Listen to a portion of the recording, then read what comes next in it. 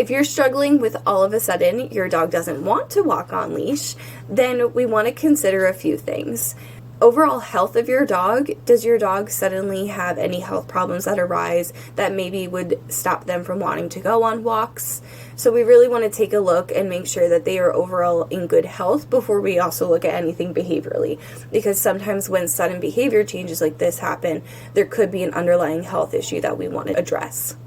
The other thing is look at your environment. Is it raining? Is there potential for thunderstorms? Is it cold? Is it hot? You kind of want to look at that environment as a whole as well, because weather really does impact dogs.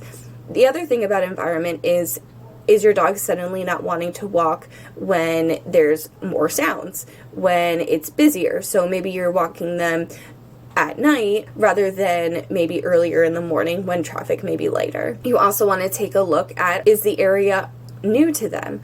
Are they unsure and that's why they're kind of doing that stop and go? Another thing to consider is suddenly the equipment that you're walking them on uncomfortable. So whether it's a harness or a flat collar, are they having any sort of uncomfortability with it?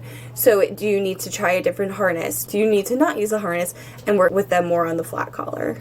If you've gone through all of these questions and maybe none of them still apply, we still want to look at what we can do. Maybe you need to bring a higher value food. So maybe bring out that chicken, that hot dog, that cheese to really entice them on the walk.